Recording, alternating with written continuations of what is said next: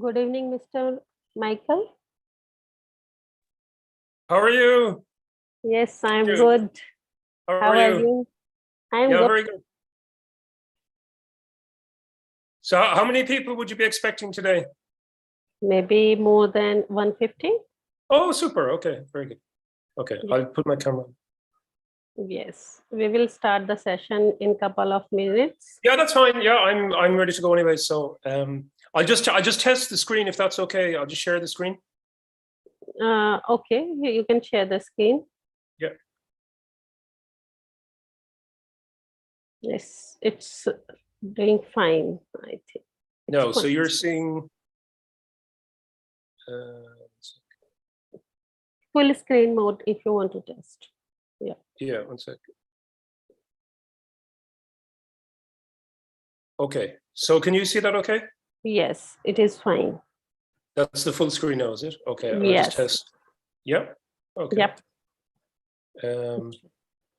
And you can see me also, can you? Yes. Yeah. Okay. Super. Will I leave the screen up, or do you want to put something first? No, I don't want to put something, nothing. It's fine if you want to keep it like this. Yeah. This, yeah. Super. Okay. Yeah. Okay. I'll just come back so in 1 minute, okay?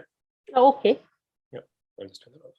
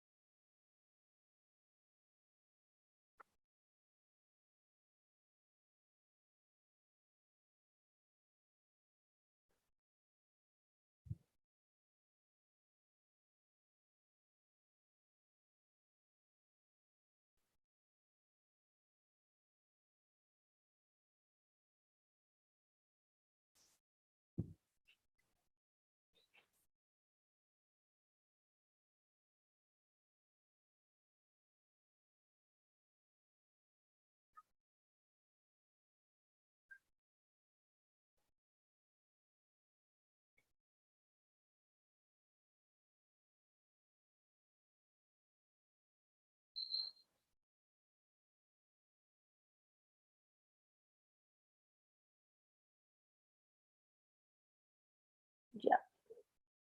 So very good evening to one and all present here, and a very warm welcome to you all to the 9th day of 15-day International Online Faculty Development Program on Teaching, Learning and Assessing in 2030, organized by Department of Physics, Faculty of Engineering and Technology, SRM IST Ramapuram campus. It is my pleasure to extend my heartfelt greeting to you all and open today's session. Today we have Mr. Michael Murphy, Academic Director, Adult Continuing Education, Business School, University College Cork, Ireland. He is going to speak on the importance of providing feedback in higher education, the different ways to implement feedback effectively. Mr. Michael Murphy is a lecturer in marketing in University College Cork. He has also guest lectured in a number of overseas universities in India, China, Singapore, and UK, and worked for a year as a visiting lecturer in Loyola College of Chennai, India. Prior to joining University College of Cork as a lecturer, Michael held position in the field of marketing, business development, and marketing research, working in Canada, US, and Ireland. He contributed to the range of programs, including the BCom at the undergraduate level and the MBA at postgraduate level. He has been a director of MSc Management and Marketing, the largest business master program in University College Cork for the last 5 years.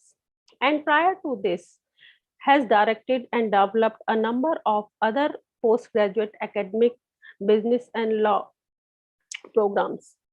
He chaired the Internationalization Committee for the College of Business and Law from 2014 to 2018, and continuing to be involved in international activity and teaching.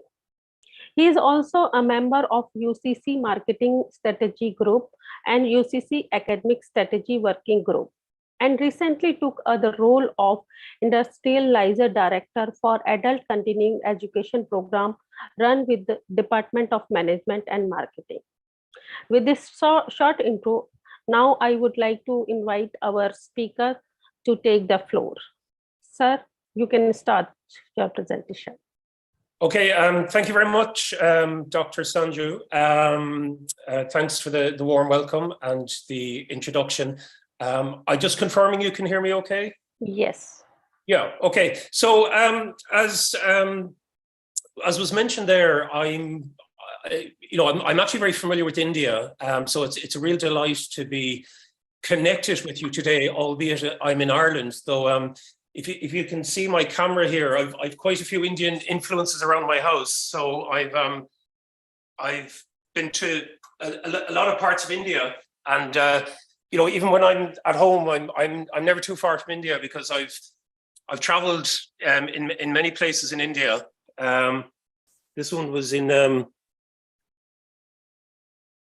Rajasthan in Pushkar, and I've a lot of influences here. I have my Ganesha there as well. So India is always very close to my heart, and I'm actually going to be there again in July. So I understand you're sweltering in the heat at the moment there, and my friends in India send me WhatsApp videos of rain and clouds, and they say great climate, and I send them videos of sun and blue sky and say great climate. So we're actually having a bit of a heat wave in Ireland, and we're loving it. But to us, the heat wave is about 25 degrees, so a little bit different than India. So my topic today is the importance of feedback in higher education and how we might achieve this effectively. Now, I'm conscious that you're the Institute of Science and Technology, so I appreciate your assessment might be different than, say, somebody coming from the humanities. So maybe that's something we can talk about in a while.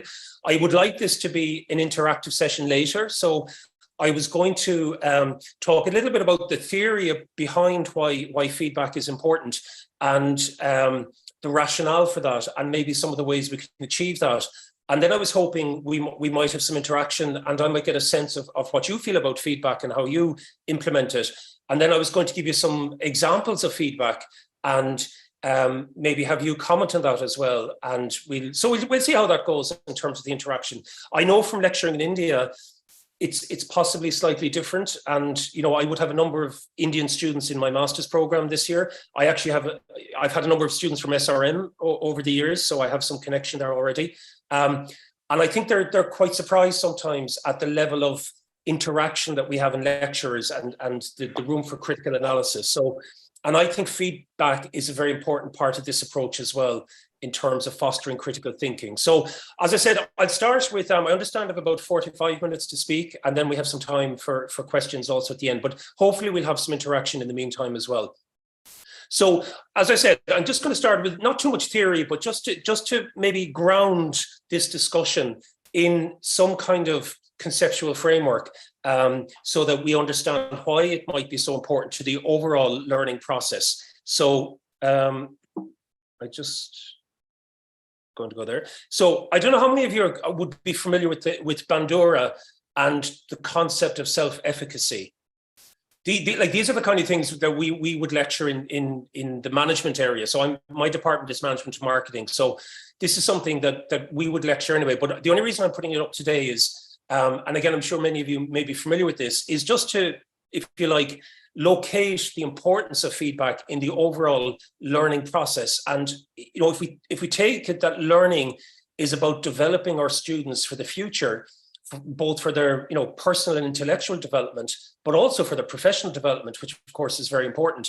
And one of the things that's central to anybody's sense of being able to do something and achieving something is the concept of self-efficacy. In other words, the sense that they believe that they could actually do this. So if you're faced with a challenge, if you don't believe you can be successful in that challenge, then it's very unlikely that you're going to achieve it, because you won't have the confidence, you may not put the effort in. So we know from psychology that a strong sense of self-efficacy is very, very important in terms of trying to achieve anything in life, be it professional or personal or academic. And I'm not going through all of these, but I will just focus on the third one there, which is persuasion. So Bandura identified that in order for us to develop this confidence, this sense of self-efficacy, that comes down to four main things. One is our own accomplishments to date. So we build up our confidence, we create self-belief because of our direct experiences. So even as I'm talking to you now, I've been lecturing for 20 years. So I probably come across as being quite comfortable doing this. If I were doing this session in my first year of lecturing, I'd probably sound quite nervous. My throat would probably sound very dry. I'd probably be looking at notes and things like that. Now I can lecture for 2 hours, 3 hours without notes. But that took a lot of experience and developing that confidence through direct experience. It wasn't watching lectures on how to lecture. It was actually getting up there and doing it.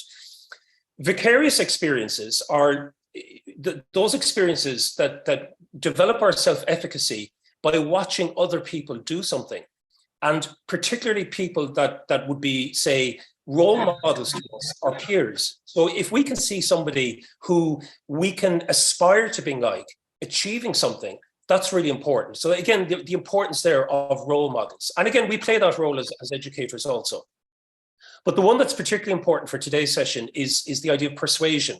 Now, Bandura called it verbal persuasion because I suppose previously a lot of encouragement would have been given verbally. So I've just put that in brackets, but it's the importance of persuasion.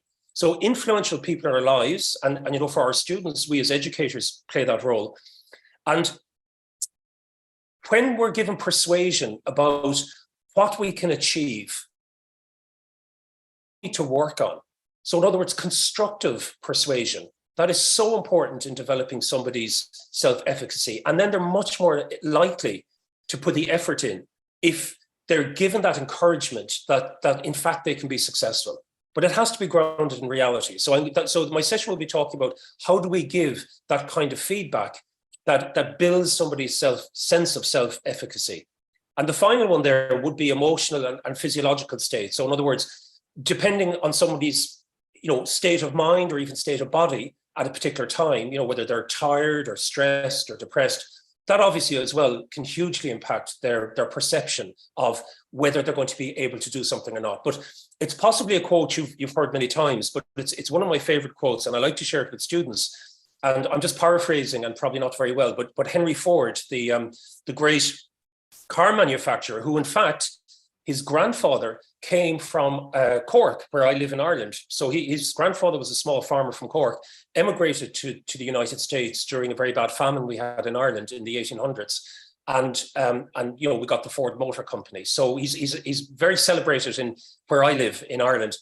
But he has a great quote, and he says that, a person can look at a situation, a challenge, and they can decide either they can achieve it or they can't. And in both cases, they'll be right.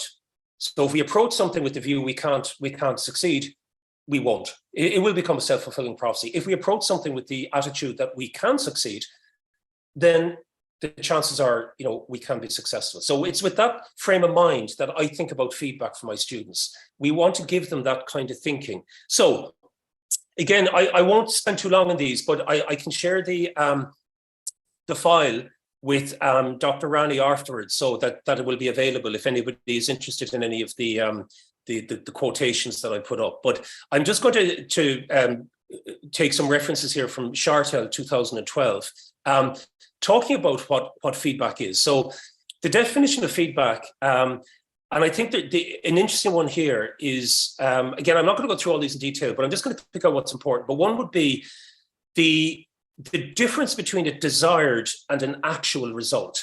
So when we think about feedback and we're looking at a piece of work from a student, I very often think, like, what would the perfect assignment look like?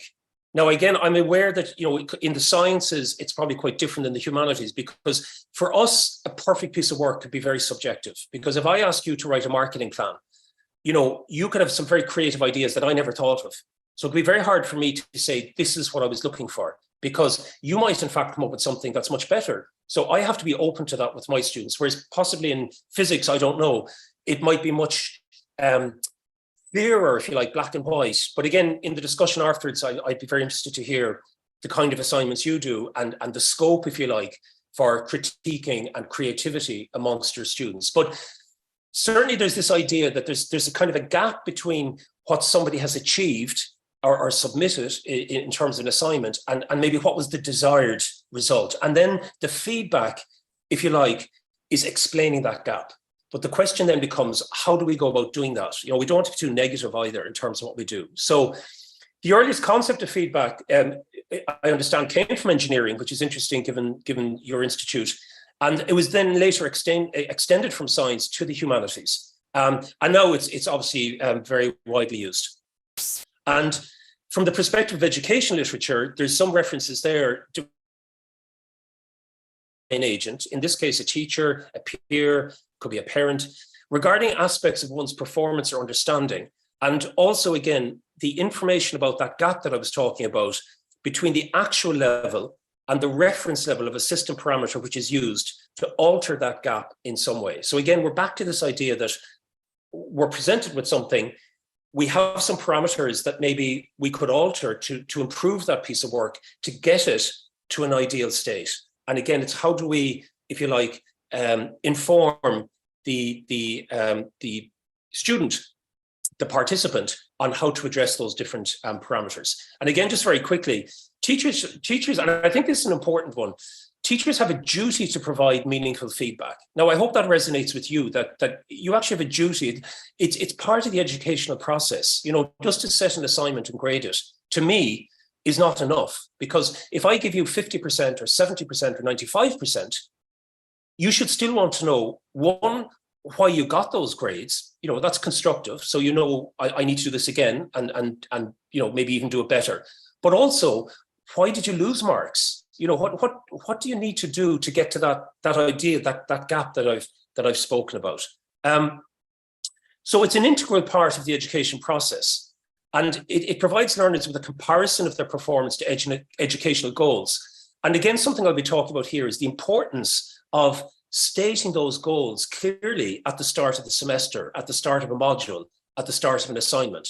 So people need to know, again, talking about that gap, people need to know, well, what's the goal I'm trying to achieve? Like, what does perfection look like? And it's only then they can really aspire to that and aim towards that. And I'll be giving some examples in a while because I work as an external examiner as well. So it's all disguised, if you like. So I don't mention any courses or modules or teachers, but I'm going to give you some real life examples of feedback and ask you maybe what you think about it. But one of the things with some of the modules, I've given feedback to the lecturers, to the educators, to say, I don't think your assignment was clear enough as to what your objectives were. What were the learning objectives? So it's very hard for students to achieve a high level of success if it hasn't been clear to them what success looks like. So I think it's very important, and I'm going to talk about marking rubrics and marking schemes and so on later in the presentation, because I think it's very important that students are clear about what it is. I don't think just a definition, of what the assignment is necessarily enough. I think there needs to be a greater understanding. So we'll talk about that again in a little while. Now, and this is an important one. What do we understand by feedback? Because sometimes when we give feedback, it can be perceived as negative. So if I'm saying to you, you could have got 100% and I gave you 65%. So you're thinking, okay, that gap I'm talking about, that gap is now 35%. And I say to you, you didn't get 35%, you lost 35% because you didn't reference appropriately. You didn't critique the theory. You didn't apply the theory in the way that it was intended. You didn't apply appropriate theory.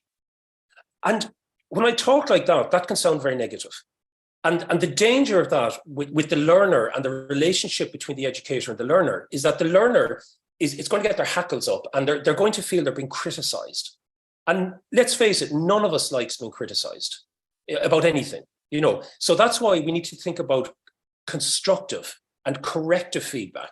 And again, it's very important. So I'm going to come to that. So just Shartel, just to finish on Shartel, he was saying that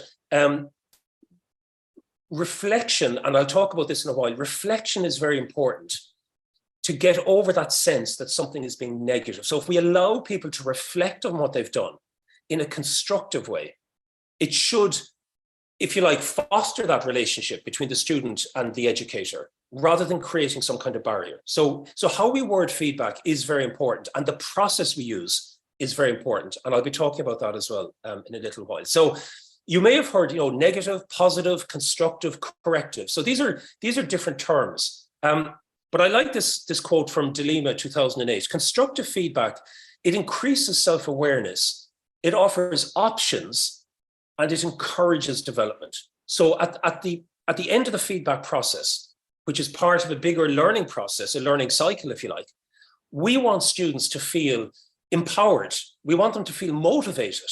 We want them to feel, I can do it better the next time. Now I can see how I can do it better. Now I know why I lost marks, but I'm not upset that I got criticized, I lost marks. I'm actually motivated that I'm going to go out there and do so much better the next time. But now I know what I need to do. There's no point being told you didn't do very well, but nobody's telling you what you should have done, because then you're in the same position. If you have to do the same exercise again and nobody's told you why you lost 40%, how are you supposed to gain that 40% if nobody is constructive and tells you what you might have done better? So we need to be giving people options and identifying new ways of doing things that will support the student. Thus, we can define feedback, and this is a quote from Hamid and Mahmoud, 2010. We can define feedback as a process which involves a two-way, and I think this word is very important, non-judgmental communication, with the purpose of providing information about quality of work to enhance one's ability. It has two main objectives: to appreciate the good, the right things with logical explanations, identify the bad or the wrong things, and provide options to change them. And again, that's so important about the options, that we have to be saying, you did this well, this is why it's good. So you learn from your strengths. Why did I get 60%? You got 60% because you had a very good critical analysis. So I'm good at critical analysis. I must keep that in mind the next time I do an assignment. But you lost marks because of this. But if you had done this or this or this, you would have gained those marks.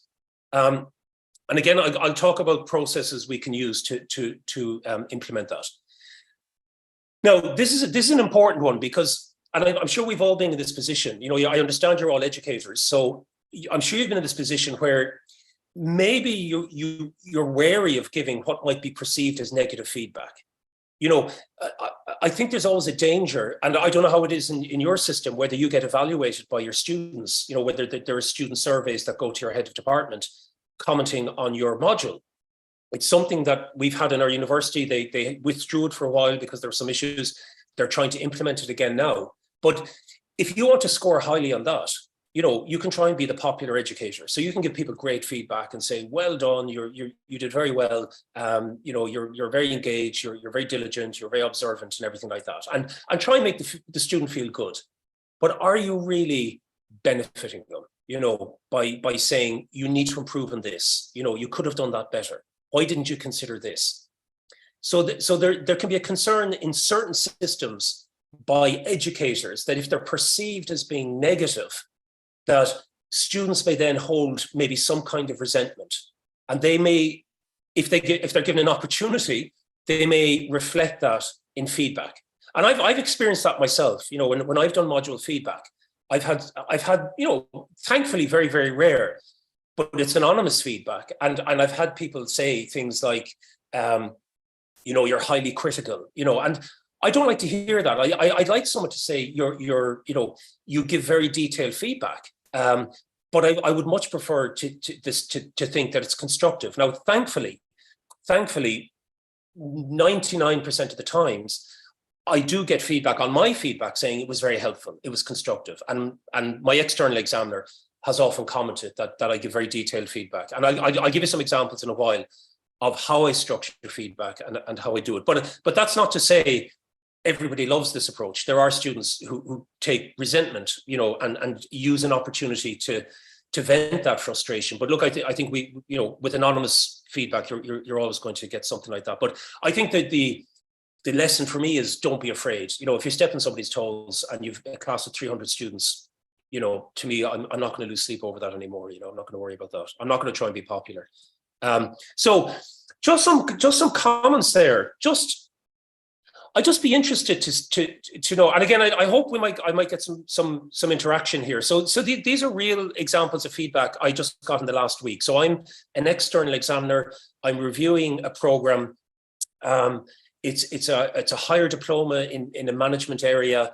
It's adult education, and there was a case study given by one of the lecturers on a module. And it was a very interesting case study. It was a case study in HRM, human resource management, and it was about the behavior of an employee and how the management should have dealt with what appeared to be the employee transgressing employment rules, and then they had to identify appropriate employment law and mediation, all that kind of thing. So it was a very interesting case and very good, because these were people who were actually working in business at the moment and doing this course part-time. So I really liked the module. I gave the instructor, you know, very good feedback on the case that they set. And this was some of the feedback that they gave. So just to explain, I know some of my Indian students, when they get 70%, they get a bit disappointed because they think 70% maybe isn't very high. I don't know what it's like in SRM, but to us, 70% is a first class honours. So 70% up, we would consider a very comfortable grade. So, you know, if you're getting over 70%, we would consider that good. But still, that's not to say you couldn't get 80% or, you know, 90%, but it would be very unusual in our system to be getting 85, 90%. But that just to explain that, so these are comments for two submissions from two students, and I'm just explaining these will be considered top of the class, like very good. So you can see the feedback that was given there. So there's two students there. I've taken out the full names, but so these were the lecturer's comments. A good outline, 7 out of 10. Good mention of fair procedures. This was about the case study about the employee misbehaving. You know, good case review. They suggested mediation before going down the legal route, so that was the correct option. The student had to do a self-reflection, so very good, thought-provoking. They got 11 out of 15. Overall, they got 74%. So that student would have been happy with that grade. And, you know, I thought that was a good grade. Another student got 73%, good outline, good discussion of relevant legislation and understanding was evident. They considered procedural fairness, good critical thought, and so on. You can read it there yourselves. Can I ask people, what do you think about this feedback? I mean, do you think this is this, I know you haven't seen the piece of work, but I'm just saying, looking at the feedback, do you think this is helpful feedback? Is this good feedback? Would you like to get this feedback if you were that student? Anybody? Any thoughts? Yeah. Feedback is the breakfast for the champion. Yeah. Okay. And if these are champions, do you think this is enough? I mean, do you think this feedback is? Yeah, not only that enough, that by receiving the feedback, we have to process the feedback and we have to put it into the next day action. We have to include that. We have to sure, but in feedback constructively. Yeah, thanks for that. But I'm just saying, in terms of this particular feedback I've put on the screen now, do you think that's good feedback for a student? Do you think that's helpful feedback or not? Would anybody question that feedback and say it could be better, or do you think that's pretty good feedback? Sir, I have an option. We can say that feedback is a result-based process. Result-based process. Yeah. Can we say it result-based process? Yeah, but I'm saying, but in terms of this particular feedback I'm showing you on the screen, do you have any comments about the quality of this feedback, this particular feedback? I don't mean feedback as a concept. I'm just saying we're looking at some particular examples here now. Do people think this is good feedback? Or? Sir, feedback is a mechanism which is used to improve ourselves. Sure. Yeah, I think, yeah. am I? Yeah, I think the feedback is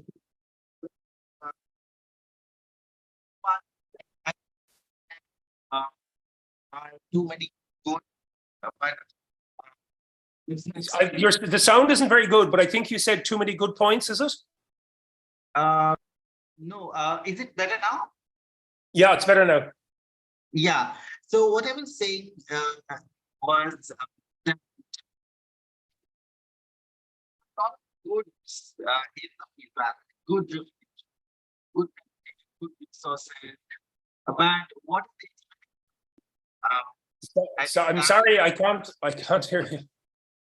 okay, okay. I'll just fix my audio then. Okay. Anybody else, just while you're fixing up there, anybody else have any comments on this particular feedback I've shown you?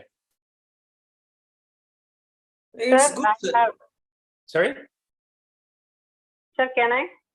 Yes, please. Sir, actually, you have awarded 20 out of 25 for critical thought and all. Where did I lose that 5 points? I have to know, no, sir. Right. So I think that is missing in this feedback. Sorry, what's missing? Actually, for a critical thinking, in the second case, sir, you have given 20 for 25. Where did I miss that 5 points? Yeah, exactly. Exactly. This is my point. So when you look at this first, you think, okay, so the student got a very good mark. And, so they're probably happy. And you've told them, good mention of fair procedure, good case review, good mention of medical reports, good reflection. But where did you lose the 25 marks?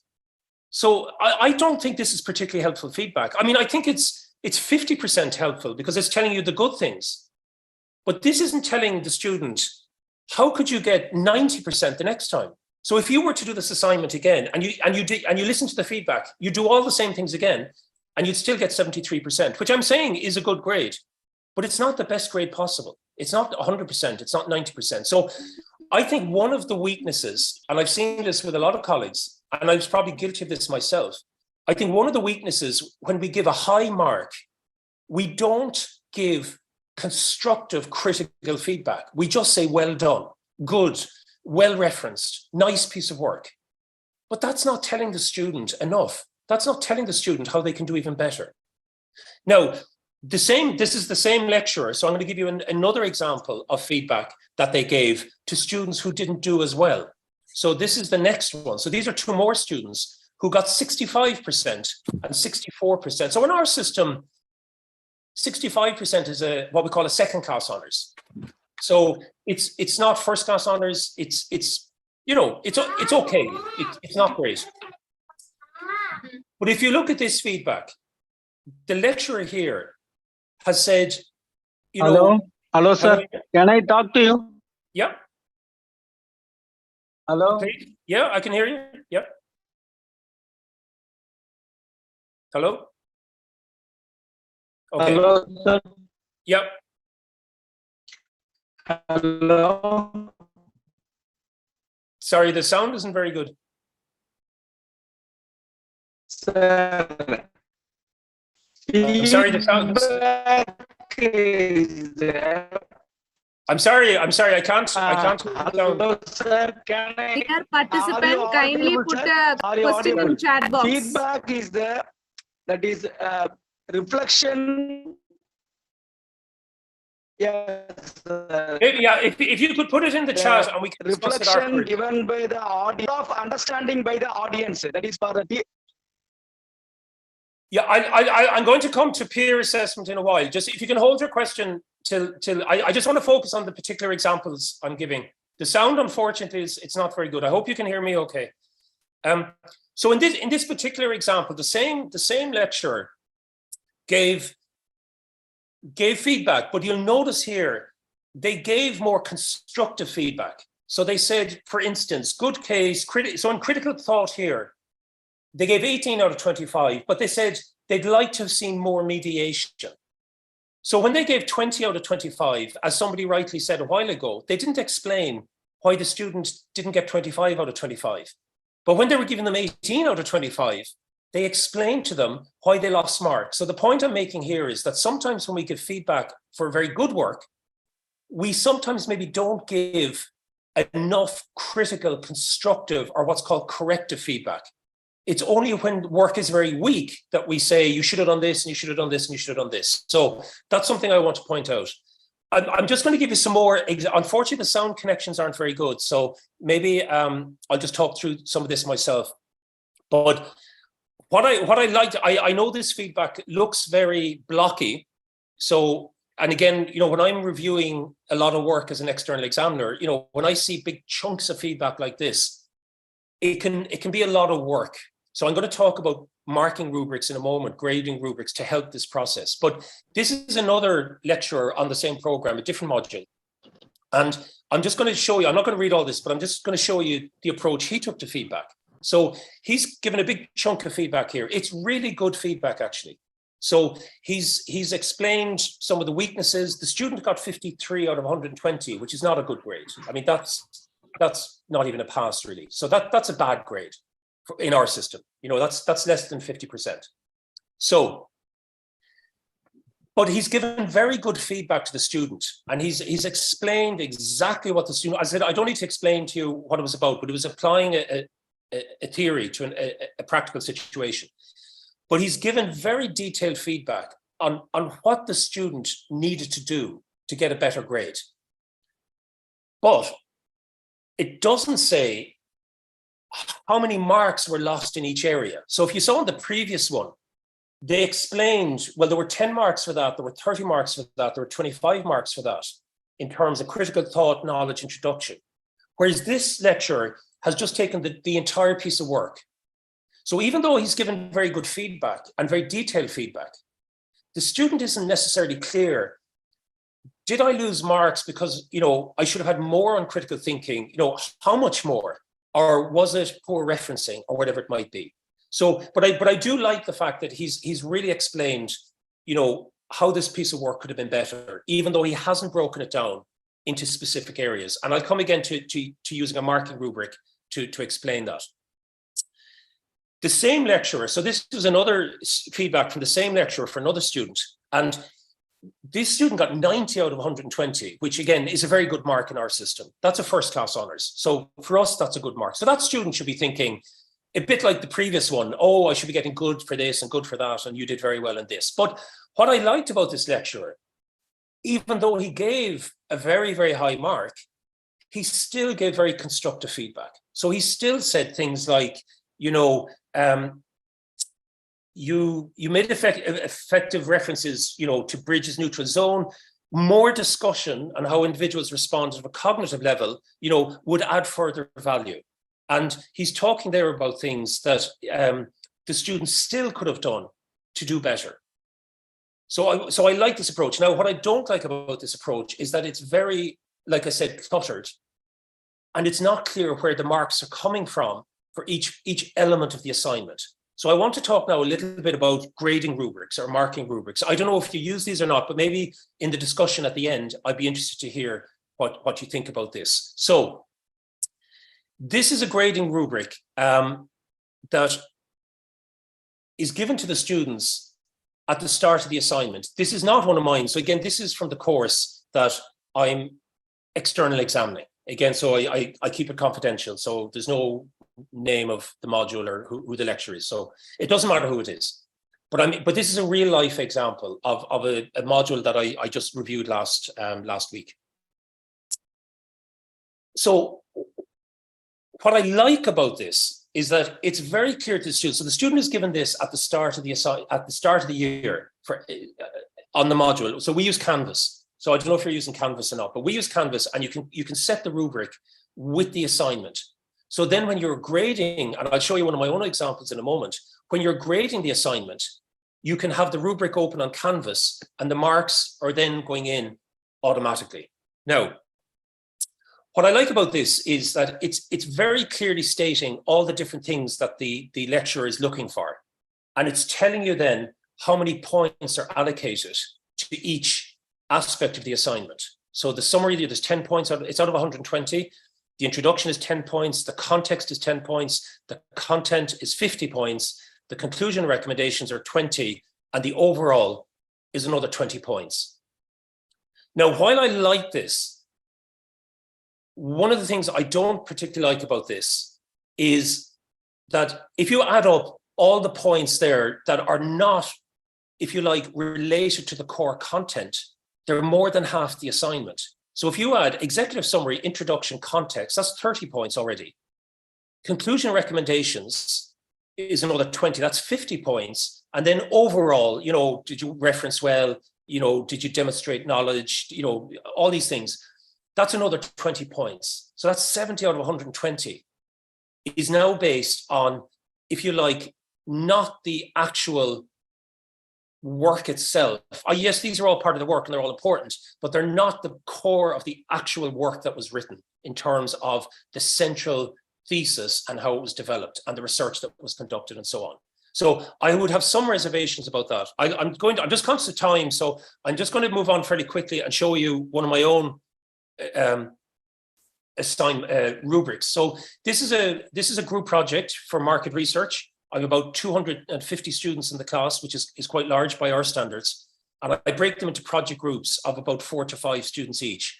And they have to go out and conduct a piece of market research. So like I said, in our discipline, it's very nebulous, you know, in terms of a student, you know, they have to conduct market research, present findings, and there's no right or wrong answer necessarily. There's better answers and worse answers, and there's good application of theory and not so good application of theory. But there has to be a judgment call when I'm grading all these projects. And it helps me and it helps the students if I give them a framework beforehand in terms of this marking rubric. So every student sees this beforehand. And I tell them, when I'm grading your project, these are the things I'm looking for. And when they click in on Canvas and view longer description, it explains exactly. There's about 3 bullet points under each of these, but I didn't put it in here just to make it so you could see the whole thing at once. But so they can click on this and it says exactly what I mean by how I'm going to evaluate the secondary data, how I'm going to evaluate the primary data, and so on. And they know then that there's so many marks going for each of these. And when I'm grading it, I grade it according to each part of the assignment and the marks going for that. So when the student gets the result at the end, they know why they got that result. So they know that they had very good primary data, but they didn't have such good secondary data. And I'll show you some feedback I put in afterwards, even my feedback then within the rubric will explain to them, even though you say your primary data was very good, it still could have been better. So I have room to put in notes. So I'll show you here. So when I go onto Canvas, when I put up that rubric and I open it on Canvas when I'm grading the assignment, this actually comes up automatically. So I can then put in additional verbal, written feedback, qualitative feedback. So there I can say, you know, just for instance, research methodology, good statement of research questions, could have given more details on the methodology to reach the segments not being targeted currently. So, you know, what's the best way to reach people who are not online? This was a project about Revolut. It's an online bank. It's a digital bank only. It's very popular in Ireland now, and I think England, the Netherlands, and Europe. And so I'm saying, okay, you know, your research question was good, but you didn't quite talk about how you target people maybe who aren't so active online because it's an online bank. And again, you know, I gave them, say for the primary data, I gave them 12 out of 15, which is very high. But again, I was saying they could have used heading more effectively. They could have used better spacing. You know, I talked about some of the good points, but again, even though it was a very high grade, I was saying you still could have done this better. Now, overall, this was 74. I think this got 72, 74%, 72%. So this would have been considered. Sorry, there's some sound there. Could you mute? There, thanks.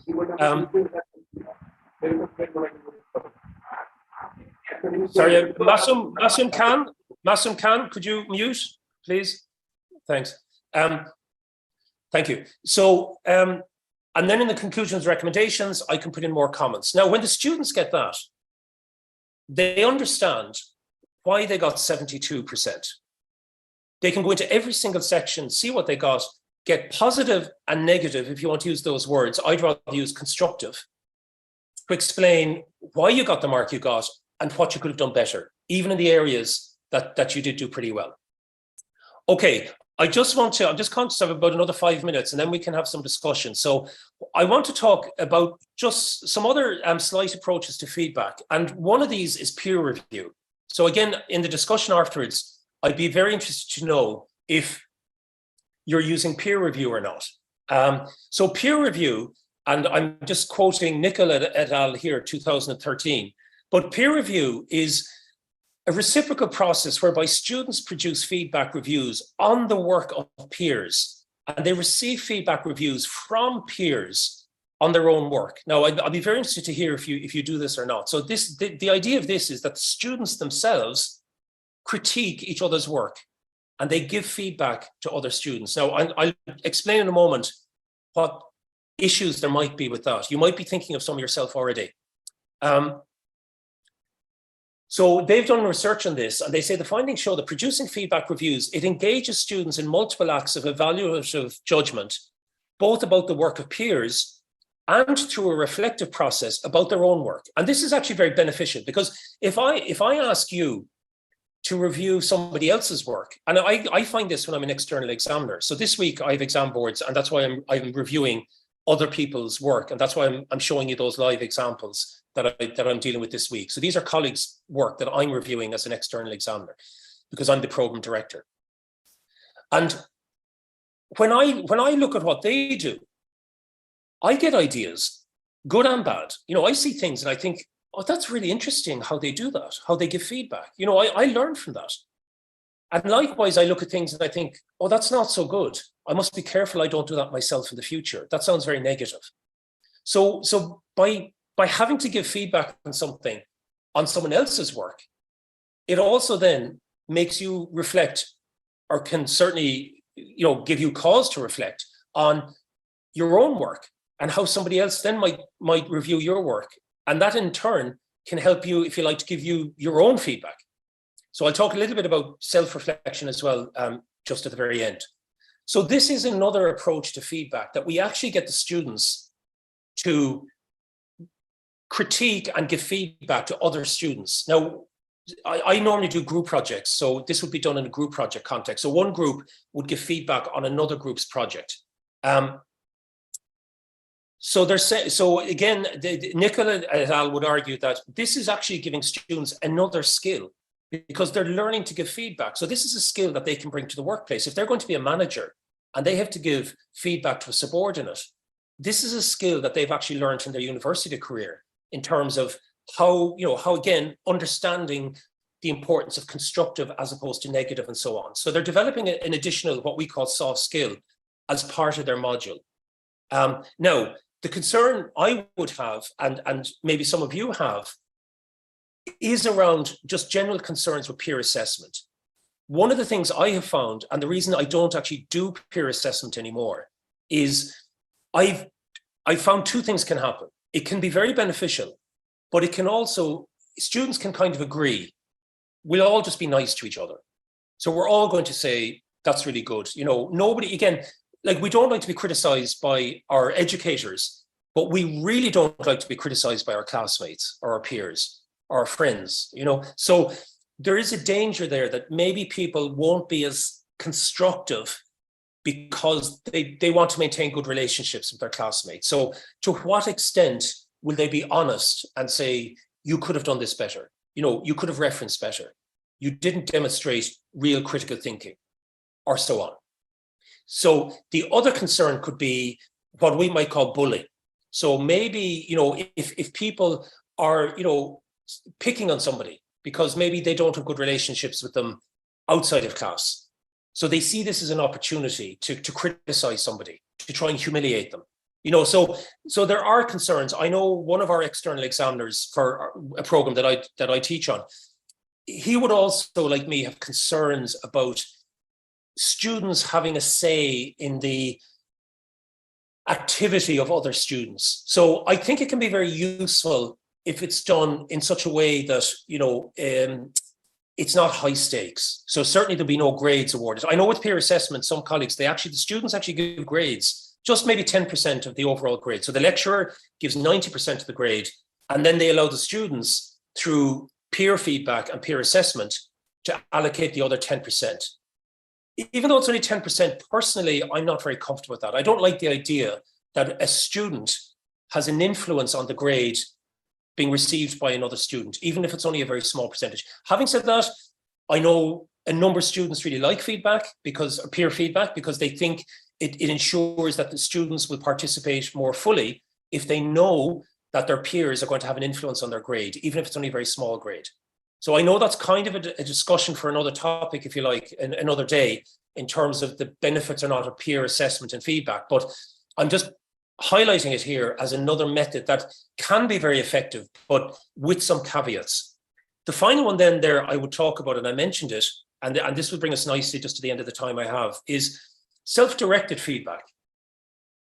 So again, like I said, I have a module with over 200 students. I have 4 to 5 student groups, so I have around 50 group projects.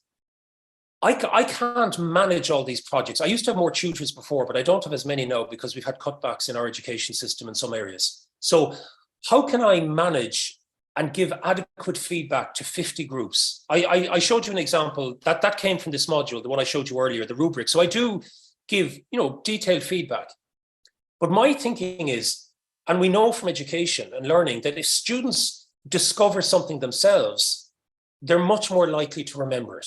And the learning is greater rather than being told by somebody else. So if you discover something yourself, you have a much greater possibility of retaining that for the future. So I allow my students to reflect on their performance in the group project. So yes, I give the group project feedback, but they also have to do what I call a learning log for that project. So they have to do 2 learning logs over the duration of the project. And in the learning log, they have to describe how well they think they're contributing to the project. This is private, it doesn't go to their group members, and they're encouraged to be as honest as possible. So some of the students are very honest and they say, I don't feel I'm contributing as much as I should. I think I must try harder. I'm finding it a little difficult. There's a person in the group I don't particularly like. We don't have a good dynamic. I must work on that. But they're reflecting, and it's making them think, how could I perform better? And I tell them, when I'm grading the reflective journal, I will not penalize them if they admit weakness. The only thing I grade it on is that they meet the word count and they apply a framework. And the framework that they have to apply is Belbin. I don't know, some of you may or may not use Belbin, the group working framework. And the idea with Belbin is they do a self-assessment, again on Canvas. They do a self-assessment and they, I'm just nearly at time there, so I'll finish in this. They do a self-assessment on Canvas. It gives them a personality type, and then it explains for that personality type the strengths and weaknesses of that kind of personality working in a group. So it alerts them at the beginning of the group project that they're this kind of person when they work in a group. Now, many students it never even occurred to them that there are different personality types when you work in a group. There are the people who are very dominant, there are the people who are natural leaders, there are the people who are very quiet, but like to do things very conscientiously. There are the people who like to take risks, there are people who are risk averse, there are people who like punctuality, there are people who are creative.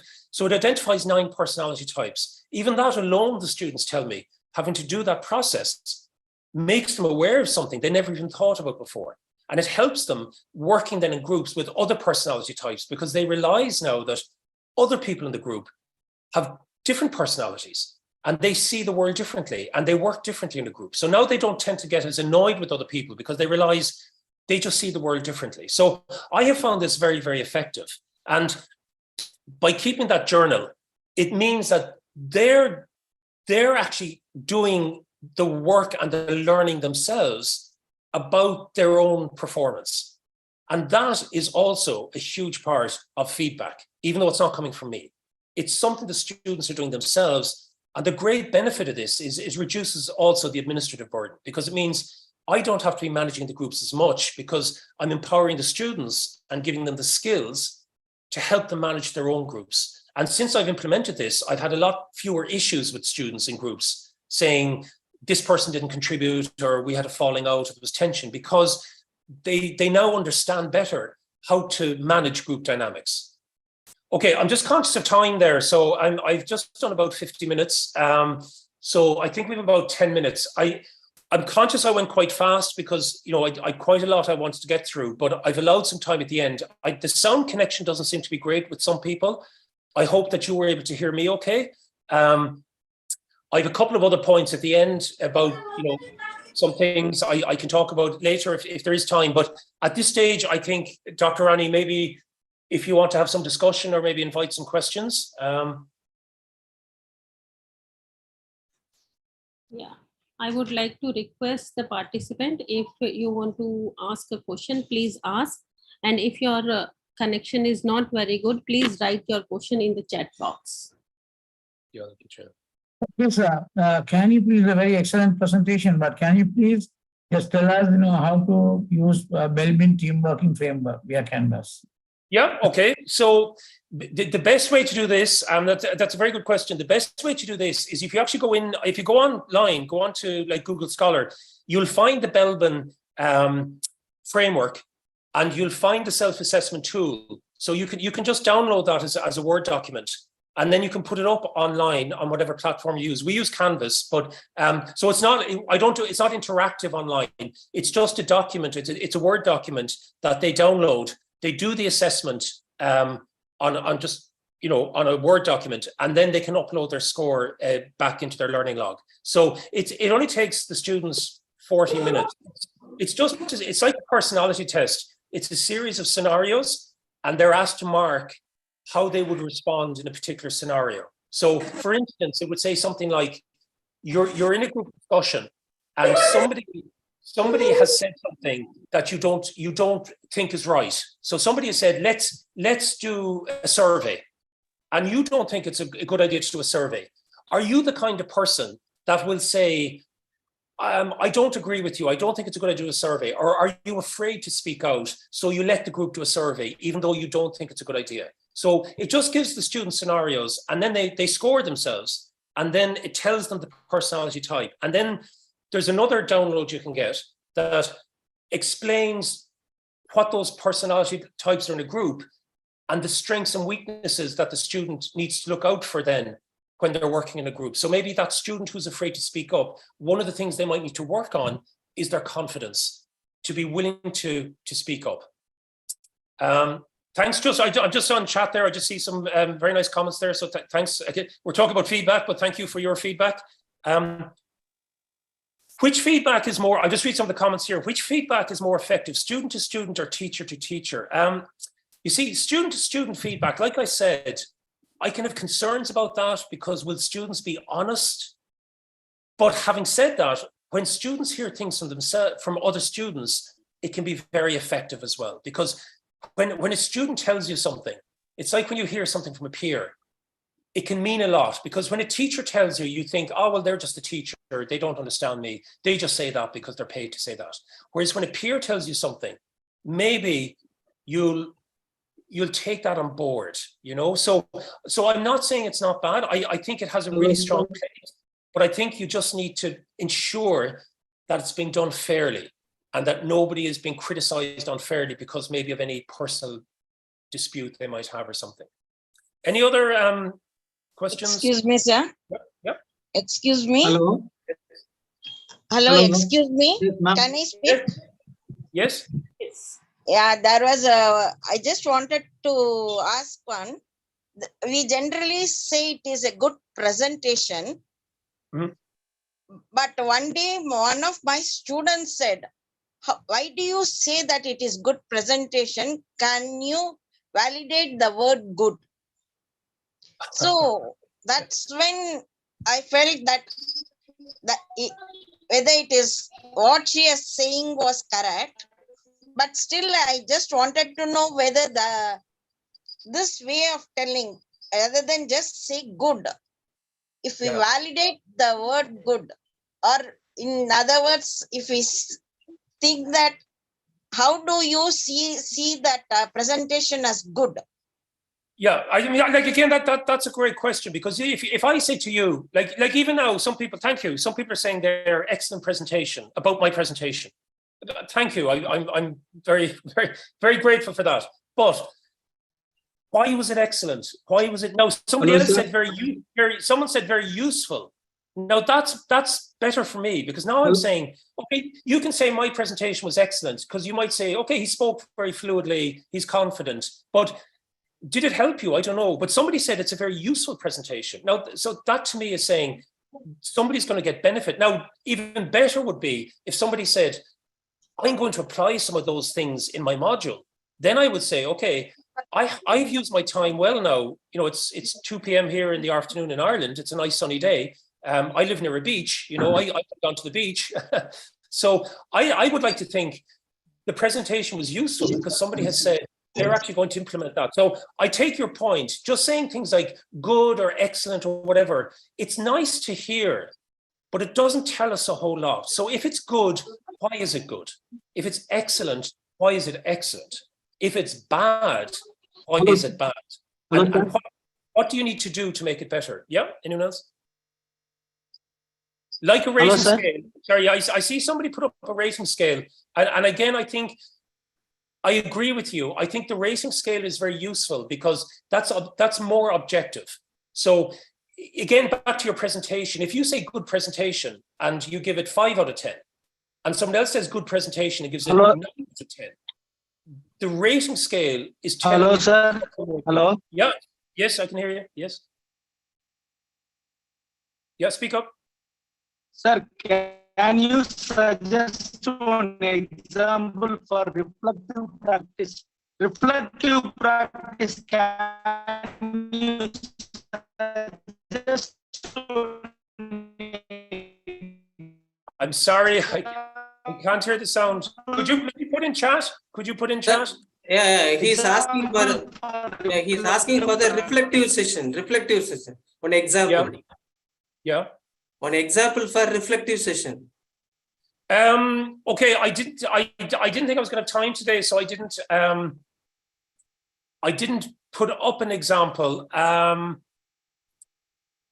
Do you know what? I'm doing another session next week on the flipped classroom. And I was actually going to talk a little bit about this as well in that session. So what I can do next week is I can talk a little bit more about how I use the technology in terms of assessment, because I was actually going to do some of that next week as well. So what I'll do next week is I'll talk a little bit about this as well as part of the session on the flipped classroom. Is that okay? Yes, sir. Thank you. Yeah. Okay.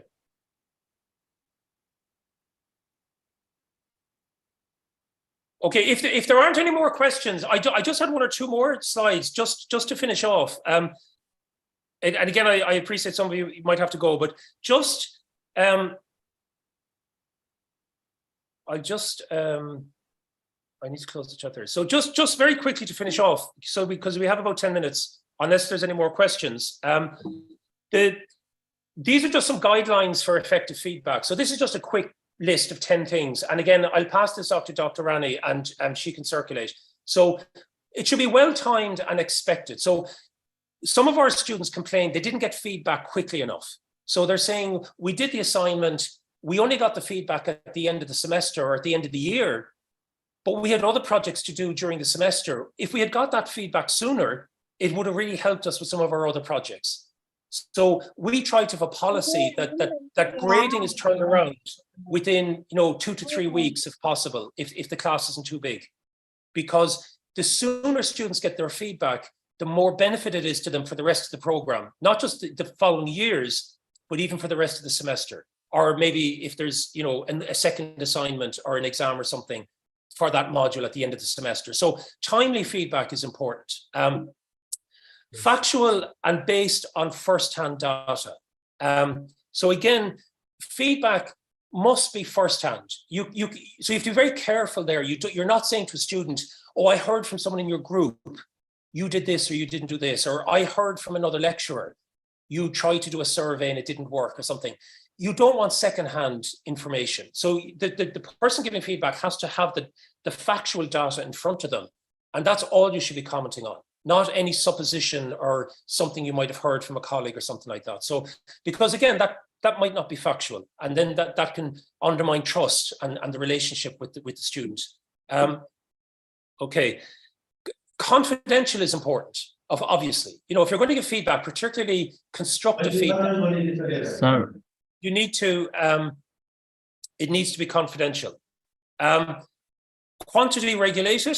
So again, a reasonable amount. So one of my criticisms of some of the work I review as a director is that the feedback, it's too brief. Again, like the ones I showed you earlier, you know, good presentation, good analysis, nice use of a framework, well done, excellent work. You know, that's not really telling you a whole lot. That's just a couple of nice things to say to somebody, but the learning isn't really there, you know? So I think there should be at least a minimum amount of feedback, but not overly excessive either. You don't want it to become a work in itself because students won't read it. They'll just switch off. Again, balanced is really important. So appreciating the good things, because you want students to build on those. You want them to recognize their strengths. One of the things I do in the self-reflection, I can touch on this in the next session, is the importance for students to identify their strengths, not just their weaknesses, but their strengths, because that's really important going forward. It needs to be very clear in terms of the goals for the assignment. So if the assignment goals were to identify certain things, say in my module, it's market research. So if the goal of the assignment is to identify consumer preferences for a particular product category, then did you in your assignment identify consumer preferences? It's as simple as that. Now I know you're in the sciences, it's very different, but certainly for me, if there are certain goals, I state them at the start, and then we can say you did or you didn't achieve those goals. So if we're all, again, that's where the marking rubric is very, very useful. Encouraging is really important. It's like the first slide. We're kind of coming around here to the end of the presentation. The first slide I put up was about persuasion and self-efficacy.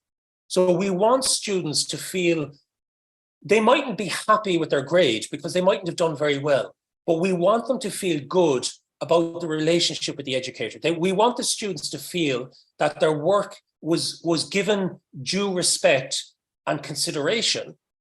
Even if it wasn't very good work, at least the educator believes in them that they can do better the next time. And they're going to help them and show them how. Whereas if they just get criticism after criticism, it's not going to help them. It won't help their sense of self-efficacy in the future. So it has to be encouraging, even if it's for effort. So we might say, look, I've had students who've done projects that they were good projects, but they just didn't answer the brief. So I've said to the student, look, unfortunately, you didn't answer the brief. You did very, very good work, but you didn't answer the brief. So the next time you must read the brief very carefully. So I'm giving you marks for the work you did, but you didn't get very good marks because you didn't actually answer the brief. At least then they will feel, okay, I made a mistake. I've learned from my experience, but I wasn't being criticized unfairly. It needs to be helpful for teaching and learning. So in other words, like I said, the idea is that you learn from it and you apply it the next time round. So it's a virtuous cycle. The next time round, it's better. Purposeful, in other words, it helps us to plan a strategy, a learning strategy, within a module or in a program or whatever, and it helps us then to achieve those ultimate learning goals and outcomes. And it has to be relevant and tailored to the needs of the individual. So in other words, and I can talk more about this in my next session when I talk about the flipped classroom and using online more, when I talk about Belbin and the self-reflection and everything. That all has to be tailored at the level the student is at in terms of the program. So what I do with an undergraduate student is not necessarily what I would do with a master's student. So I can talk more about that next week. So I think I'm on the 22nd at an earlier time. So I'm sure Dr. Rani will send out details on that. So if there aren't any more questions, I'd just like to thank you very much for all your kind feedback and your comments and your attention today. And I see there's 220 people, which is fantastic. And but as I said, if there's any more questions, I'm happy to take them. Thank you very much, sir. We love your enthusiasm and energy level when during the presentations. Yeah, we loved it. Thank you very much for your sense. We will meet again on 22nd. Yeah, so I'll be on the 22nd, but I'm coming to Chennai in July. So I said to Dr. Rani, if you want me to do a live presentation, maybe I could do something, guest lecture or something. We will arrange, sir. We'll meet. Definitely we'll meet. Yep. Sure. Okay, good. Sir, when you come next week, sir, now really we would like to, know few tools, IT tools for feedback. Yeah. Okay. I can Some talk of the more about things, that. how we can practical session. That's great. Yep. Yep. I'll do that. Participants, any questions, please? Okay. I think we probably thank you. I think we've gone over the hour there now. So I'll let you go because I also have to go to another meeting. So look, I'm thrilled that so many people, over 200 people have tuned in. So I'm really honored and grateful for your attention. And as I said, I'll be back again next week, and I can pick up on some of those things that we didn't get a chance to look at today, particularly around the whole self-reflection and how I do this online and using. Can I just ask, do you use Canvas, or what platform do you use? Sorry? Are you using Canvas or Blackboard or LMS. We are having in-house LMS. LMS, okay, in-house, okay, that's fine. It doesn't matter, it doesn't actually matter what platform you're using, because you can just post documents online and stuff. So I'll pick up on that next week.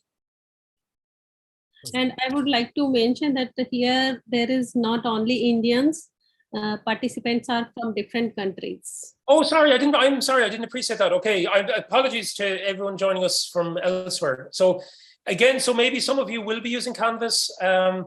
Some of you, but again, it doesn't actually matter what the platform is, because what I'll be talking about is something you can upload to any platform. So it doesn't matter. It's not interactive, so it doesn't matter. Again, my sincere apologies. I thought this was actually for staff of SRM. I didn't appreciate this was international.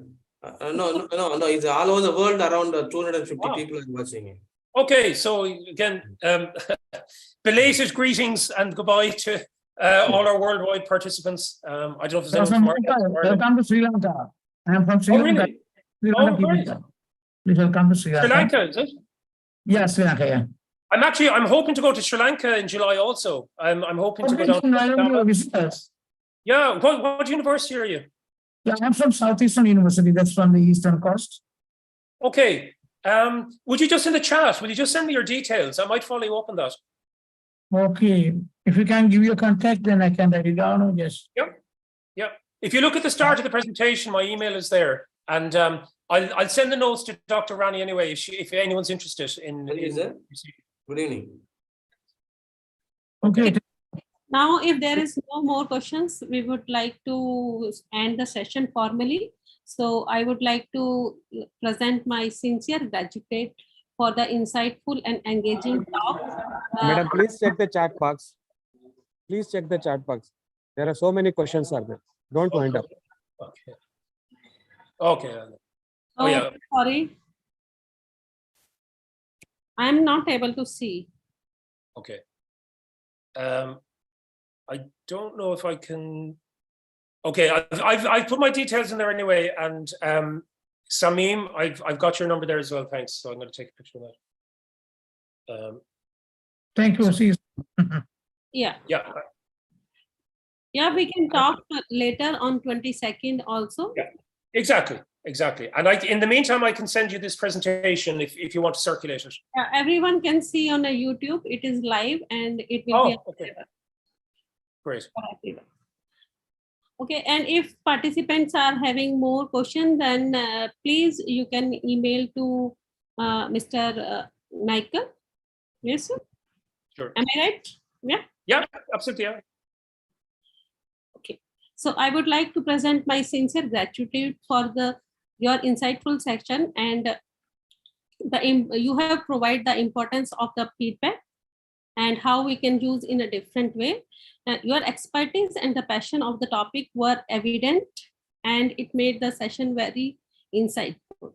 Thank you once again for inviting our invitation, also for accepting our invitation. Thank you. And thank you for organizing everything. It was very good. Thank you very much. Thank you.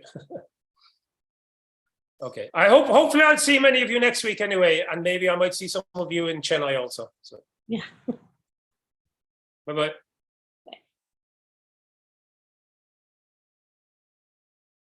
So participants, the feedback link is there in the chat box. Please fill that.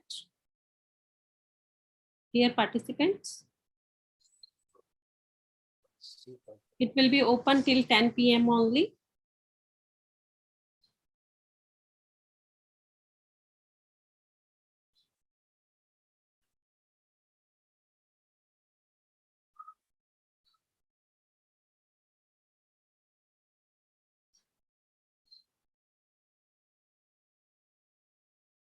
Thank you, madam. Thank you very much.